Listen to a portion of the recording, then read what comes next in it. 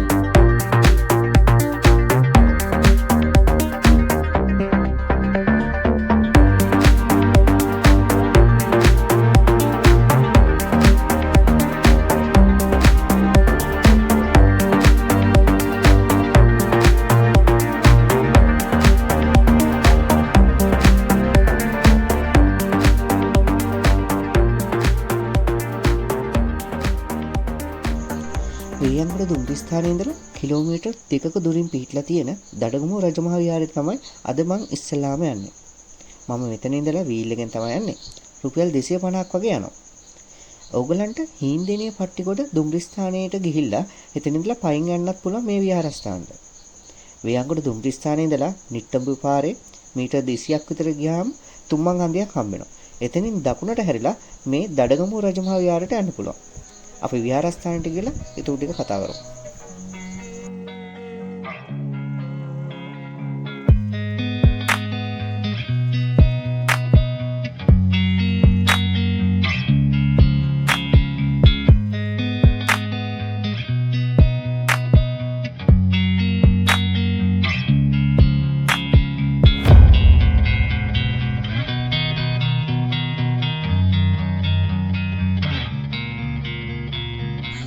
වියංගොඩ දුම්රිස්ථානයේ ඉඳලා කිලෝමීටර් 2ක වගේ දුරින් මෙව දඩගමුව රජමහා විහාරස්ථානය පිහිටලා තියෙනවා.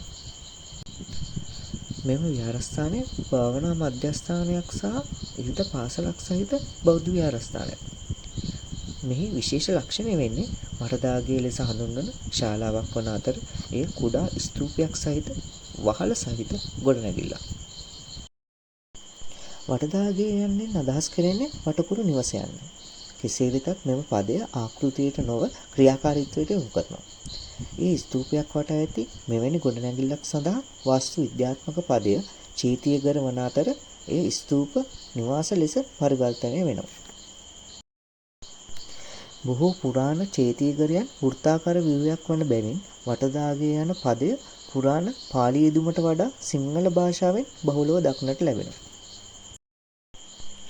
මෙම දඩගමුව වටදාගය මහනුවර යුගයේ අගභාගයට අයත් වන අතර ආලින්දයේ කුළුණු වෙරළබඩ තැනිතලාවේ යටත් විජිත ගෘහ නිර්මාණ ශිල්පයට බලපෑමකට ලක් වෙලා තියෙනවා. අභ්‍යන්තර කාමරයේ මුල් සිතුවම්ද මහනුවර යුගයට අයත් වෙනවා.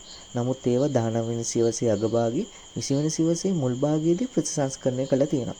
ඒවා මහනුවර සිතුවම් වල සාමාන්‍ය තේමාවක් වන ජාතක කතා තමයි නිරූපණය කරලා තියෙන්නේ.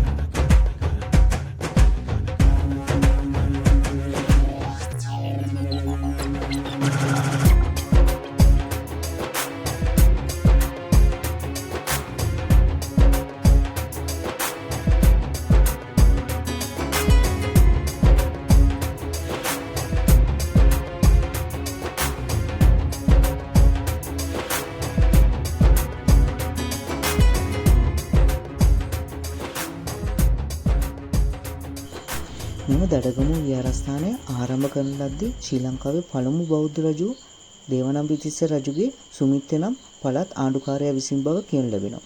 ඇත්ත වශයෙන් අනුරාධපුර යුගයට අයත් ගල්කණු කීපයක් සහ යන්ත්‍ර ගලක් හමු වෙලා තියෙනවා. විශාල හිටි බෞද්ධ ප්‍රතිමාවක් මෑතකදී ඉදිකරන ලද අතර එය අභිනව වන්නේ ශ්‍රී ලංකාවේ අවුකන බුදුන් වහන්සේගේ වැඩ සිටින මුද්‍රාව.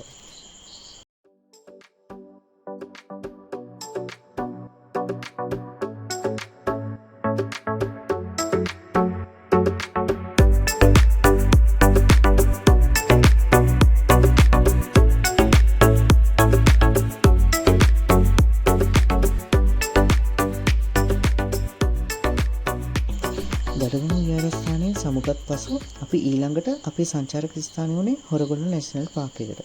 වේයන්ගොඩ දුම්රිය ස්ථානයේ ඉඳලා හොරගොල්ල නැෂනල් පාක් එකට කිලෝමීටර් 4ක් වගේ දුරින් තමයි පිටලා තියෙන්නේ. වේයන්ගොඩ නිටඹු පාරේ ඇවිත් පින්නගොල්ල හන්දියෙන් බැහැලා දකුණට තියෙන පාරේ මීටර් 800ක් වගේ විතර යනකොට අපිට හොරගොල්ල නැෂනල් පාක් එකට ළඟා වෙන්න පුළුවන්. අපි බලමු හොරගොල්ල නැෂනල් පාක් එකට ගිහින් ඒ තියෙන සුන්දරත්වය සහ විශේෂත්වය මොකක්ද කියලා.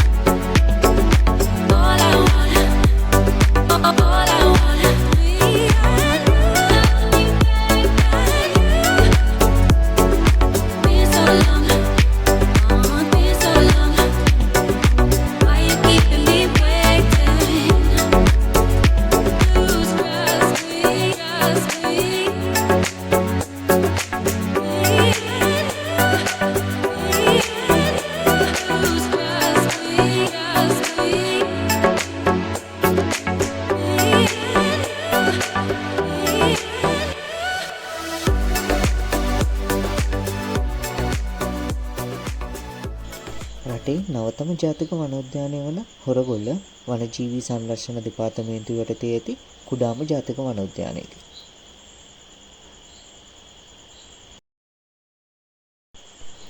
දෙදස් 4දී ජාතික වනෝද්‍යානයක් ලෙස උසස් කිරීමෙන් පසු හොරගොල්ල ජාතික වනෝද්‍යානය නිල වශයෙන් මහ ජනතාවට විවෘත කිරීම සඳහා මූලික කටයුතු අවසන් කරන ලද්දේ. හෙක්ටයාර් 13.362කින් යුත් මෙම ජාතක වනෝද්‍යානය ගම්පහ දිස්ත්‍රික්කයේ සීනෑ කෝරළේ උඩගම්පත්තුවේ නම්බඩලුව ගම්මානයේ පිහිටලා තියෙනවා.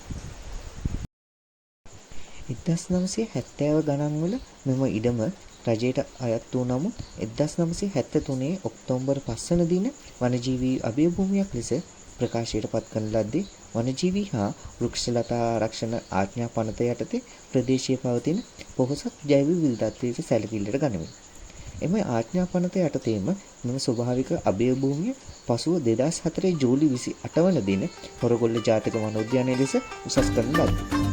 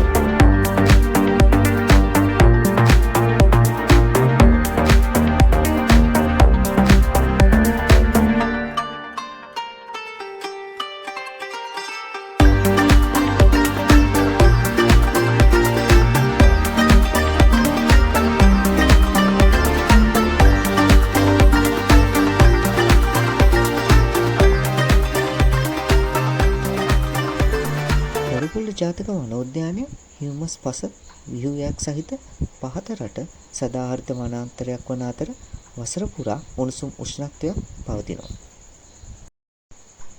මෙම ජාතක වනෝද්‍යානය බහුලව වැඩෙන විවිධ ගස් විශේෂ දක්නට ලැබෙනවා.